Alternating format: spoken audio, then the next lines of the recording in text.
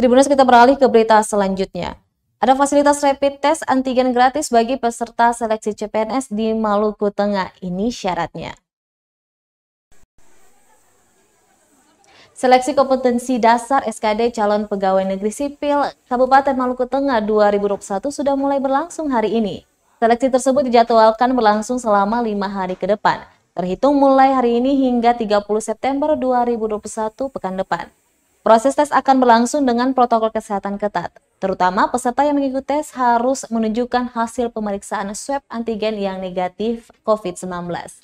Kepala BKPSDM Maluku Tengah, Siti Somena menjelaskan, tidak semua peserta yang ikut dalam seleksi SKD CPNS Maluku Tengah kali ini mendapat layanan swab antigen secara gratis.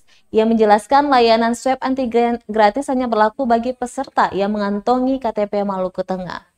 Lanjutnya, lokasi pelaksanaan SKD CPNS Maluku Tengah sendiri dibagi pada 2 lokasi, yakni di kantor UPT BKN Ambon di kawasan Karangpanjang, Kota Ambon, serta di Kota Masohi dipusatkan di SMP Negeri 1 Maluku Tengah. Sedangkan terkait jadwal pelaksanaan di UPT BKN Ambon dimulai dari 25 September hingga 27 September 2021. Sementara jadwal seleksi di SMP Negeri 1 Maluku Tengah direncanakan pada hari ini hingga 30 September 2021. Maksud kami pada tanggal 28 hingga 30 September 2021.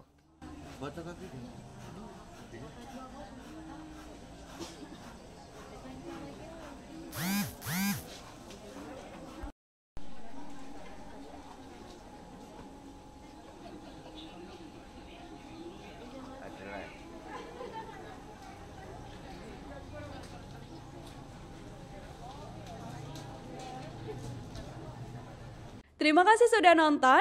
Jangan lupa like, subscribe, dan share ya.